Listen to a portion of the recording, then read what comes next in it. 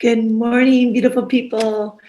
It's Reverend Dr. Lori McMacken here. Yes, I had a name change since last year. So recently, not only did I have a birthday, but I also had a name change. I became a doctorate of divinity. So it is my honor to be here today with you and to serve you. So I just want to let you know that my intention for 2021 is to have fun in 2021. And we are still in this pandemic, and it is up to us to create a world that's joyful and to be creative in our life. I just found that out that if you're over 60 years old and you live in California, you can actually take classes for free at the state colleges. Of course, they'll all be online, but if you are a forever learning person like I am, I mean, I just got my doctorate. I'm thinking about taking more classes, but you cannot stop just using your mind and being creative and get out there and have a good time. Now, next week, I will be joyfully presenting my 1 Billion Rising Flash Mob via on Zoom. We rehearsed yesterday, and the next Saturday, we will be recording. And I'm also learning some tricks and techniques on Final Cut Pro to present this to you. I'm very excited about it. We'll have about 12 dancers that are going to be dancing on Zoom, and I'll have a lot of fun little inputs and cuts, and it'll just be exciting. So get out there and try to make your life exciting during this time. Be creative with what you want to do with your world. And I guess it's being open for change, right? Just being open for change. Believe me, I want to travel and I want to see you in person. And if we can't do that, then we're just going to have to look in other directions and knowing that other doors will open up for us. So in January, usually every Centers for Spiritual Living center starts with the first 4 chapters of the religious science textbook. And it is the thing itself, the way it works, what it does, and how to use it. So we have 4 ministers at our center, and which is beautiful. And each minister took a chapter from the textbook and talked about it. And I am the last week of this month, so I'll be talking about how to use it. Now, before I get to how to use it, I thought what I would do is just kind of do a little review and just put a big bow on this whole package. And what it is really describing the teachings of religious science and the nature of the universe and how it works. And when we know and understand this, our life can be so much easier. This is such an empowered teaching that you know that you can control your thoughts, your feelings, your emotions, and knowing that when you have a trained mind, it's so much more powerful than an untrained mind. So here we go. The thing itself, this is the first chapter, and Dr. Ernest Holmes, the founder of religious science, he quotes, "The study of science of the mind is a study of first cause, spirit, mind, or that invisible essence, that ultimate stuff and intelligence from which everything comes from. This is the power back of all creation. And this is the thing itself, this infinite intelligence that creates everything in the world." So when I read this paragraph, I think about what is the thing itself? The thing itself is God is all there is. Yes. God created everything, the sun, the moon, the stars, the ocean, the sand, the dirt, the flowers, the trees, the birds, the bees, and the animals, and humanity. God poured his love in humanity and each and every person, that we're all different from each other. It's race, color, creed, diversity. Diversity is what God is, and that we're not separated. We are all one. And I think that at a universal level, if everyone really embodied this, like God is all there is, and we are all one with God, and we're all interconnected on the unseen side of life. So you may be different from me, and I am different from you, but I love you because you're an expression of God. And so this is what we are. We are all each individualized expressions of God. And so what is the nature of the universe? So Ernest Holmes tells us that the nature of the universe is love and is law. Love points the way, and law makes the way possible. Yes, that's right. Love points the way, and law makes the way possible. Well, what is that? You might say to yourself. Well, love is the ultimate reality, and that is the ultimate reality with a capital R, like all the qualities of God, of love and beauty and joy and harmony and perfect health and abundance. This is a capital R ultimate reality. But we live in the relative world with a small r, with fear and lack and limitation and disease and illness and pandemic. So this is the small r. But when we look at love, love will point the way, and law will make the way possible. So what is the law? The law moves in and through all people, and the law is a respecter of no person. The law corresponds to your thoughts, your feelings, and your emotions. So when you're thinking about thoughts of love and joy and beauty and health and wealth and happiness, this becomes the reality of your life. If you're thinking of thoughts of limitation and lack, well, then this becomes the reality of your life. So Ernest Holmes says that the seeds of freedom must be planted within the being of each man. And like the prodigal son, that we are all here to discover it for ourselves, because we are here to make self-discovery of who we are and how we fit in the universe and who is God and what is the nature of God and what is our relationship with it. And as we move through life, we recognize that, wow, our thoughts do create our reality, and that we are all one, we are all connected together. So that's the first chapter in a nutshell. The second chapter is the way it works. Ernest Holmes quotes the thing then works for us by working through us and is us always. It cannot work for us in any other way. It spreads itself over the whole universe and shouts at us from every angle, but it can become power to us only when we recognize it as power. And I love this quote. This is by Emerson in that same chapter. There's no great or small from the soul who maketh all, which means it doesn't matter whether you want to create a button or a castle. It's your creation.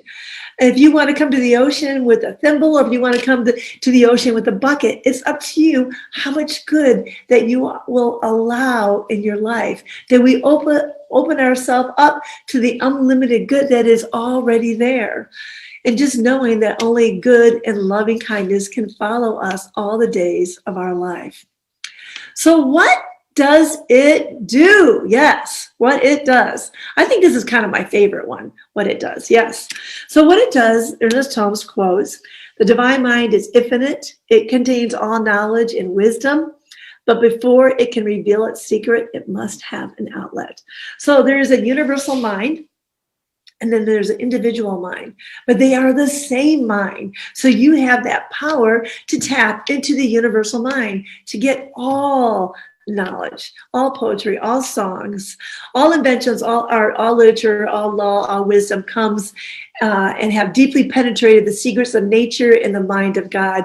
And you have that power to tap into that one mind. So all you really have to do is just claim it like, okay, I know intelligence is infinite and I need to tap into this infinite intelligence right now in order to figure this out. This is kind of what I do. I bought a Healy, and so did my mother, and these are little biofeedback 2x2 little square machines that you hook up to your iPhone, and they're from Germany, and there's not a whole lot of tech support for these Healys. And so my girlfriend, she showed me how to hook mine up, and I went to Phoenix, I hooked my mother's up, but we were having problems and we couldn't hook it up. And I finally had to sit and say, you know what? Infinite intelligence is everywhere. And if it is everywhere, it is in my mind too. So I can definitely put this together. And just going little by little, intuitive by intuitive, just listening to myself and then working with the both pieces of equipment, I ended up putting it together. Now, I don't know how I did it, but the whole thing, it happened. So that's the most important thing. And I have a girlfriend. Oh, this is a great story. You'll have to take this golden nugget home with you, who her father had passed away and she inherited a little bit of money from him, and she always wanted to invest in real estate. So she started slowly. Then all of a sudden, once she got her footing, she really started speeding up. So a couple of years later, she has like 4 properties. And I asked her, like, how did you do that? And she said, every single day I asked a question. I go, well, what question did you ask? She said, what is the next best step? What is my next best step? Every day, what is my next best step?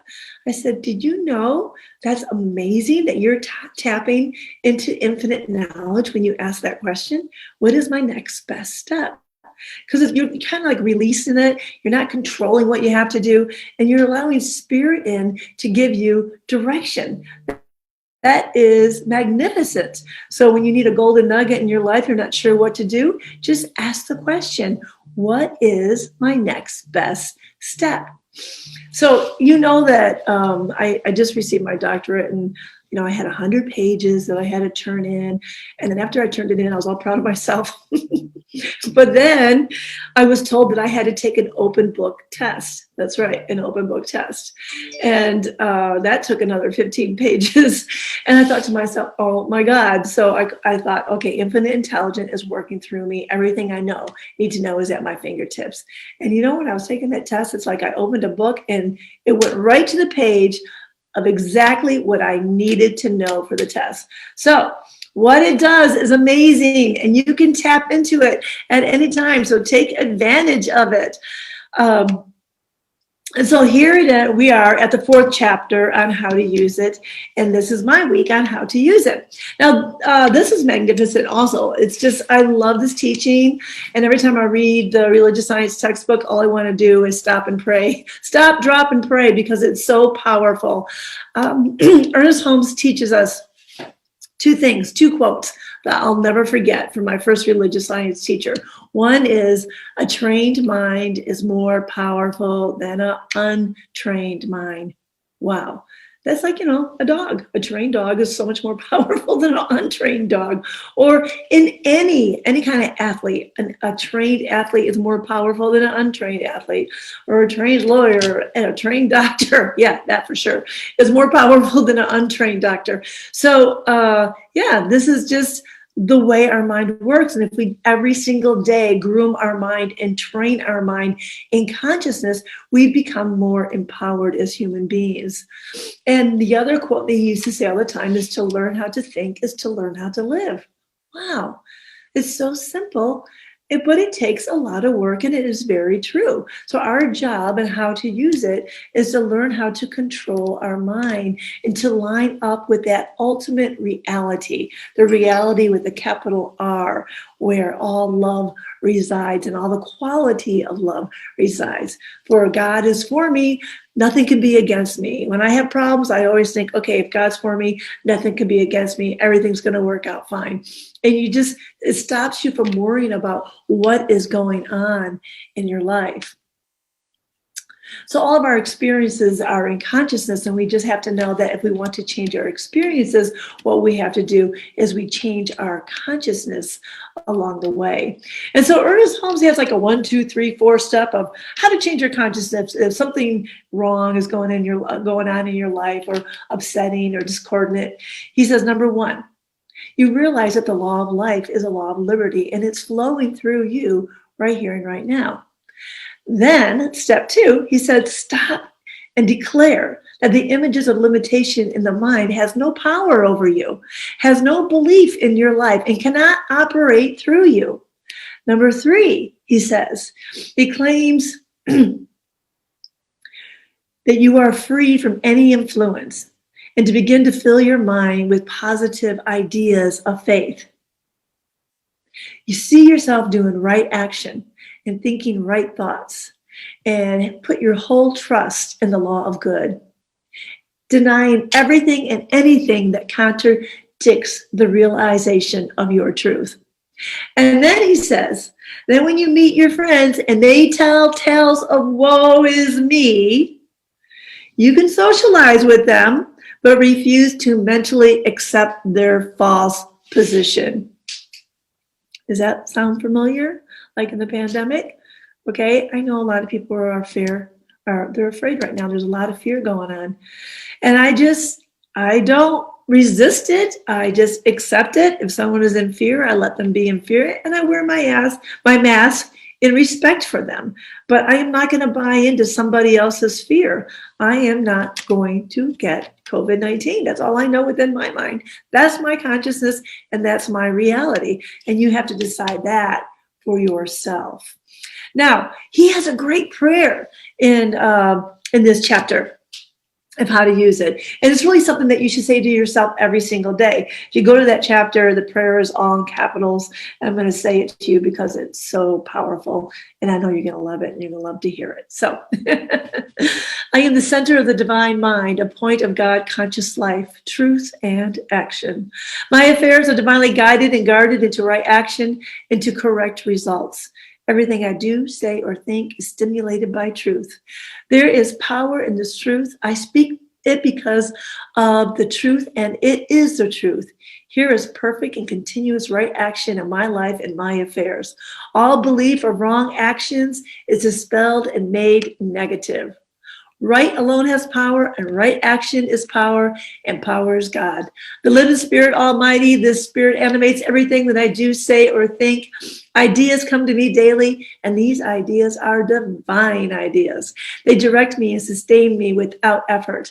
I am continuously directed. I am compelled to do the right thing at the right time, to say the right word at the right time, and to follow the right course at all times. All suggestion of age, poverty, limitation, or unhappiness is uprooted from my mind and cannot gain entrance into my thought. Let every thought of doubt vanish from my mind, that I may know the truth, and the truth shall set me free. Amen, right? And so it is.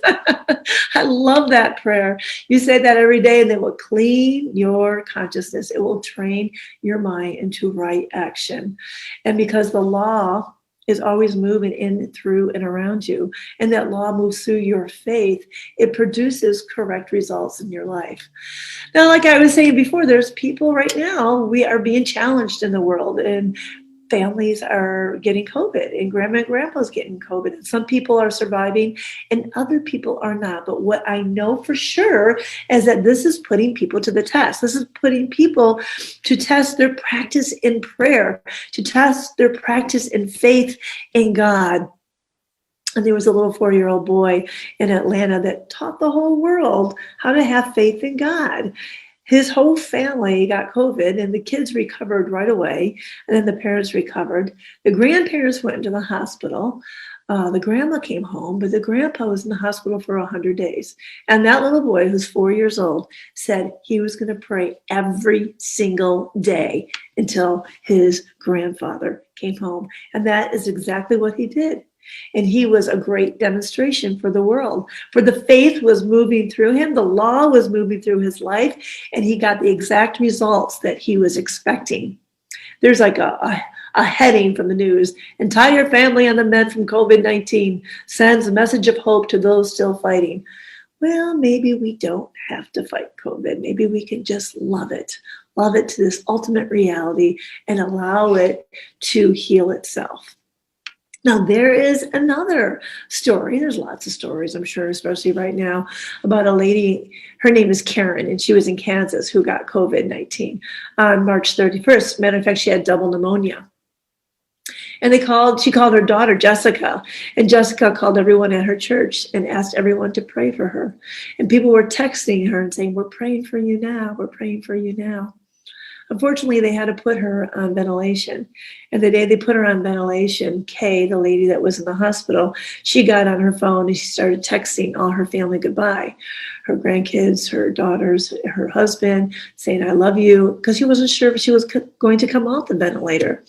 Eventually, they did try to take her off the ventilator, but it failed. And then again, they tried, and the nurses were praying for her, and the family was praying for the nurses, and they knew them by name, and they were really grateful because they knew they were putting their lives on the line. And one of the nurses had a beautiful voice, and she sang "Amazing Grace" to Kay, which really uplifted her soul. But they took her off ventilation, and then they had to put her back on like 17 hours later. The family knew that this was desperate, so they decided to sit and to think about God instead, because 3 people sent them a text with the same Bible verse, Exodus 14, verse 14. The Lord will fight for you. You need only to be still. To be still and to know that I am God. Well, 21 days later, the mother came home, and everyone, of course, was ecstatic about this. And what they learned is they didn't have to live in fear, and they didn't have to be afraid. They could live in a place of peace, in a place of trust, when you trust in God, and how beautiful that is. So just remember, all is God, all is love, and all is love, and all is law. You think of love, think of God instead, and allow that law to move into your life and to change the consciousness of any false conditions. The person who wishes scientifically to work out problems, daily take time to meditate and treat the condition, no matter what the contradictions may be. The law will find an outlet through his faith in it. The invisible passes to the visible through our faith. And so it is. So let's pray. So I invite you to close your eyes and to go within. As I recognize there's only one life, and that life is creative. That life is perfect. That life is spirit. That life is the power back of all things. That life is in all and through all. It is in the sun and the moon and the ocean. It is in the plants and the animals. It is in every single human being, every race, color, and creed, for we are all one. We are all interconnected on the unseen side of light.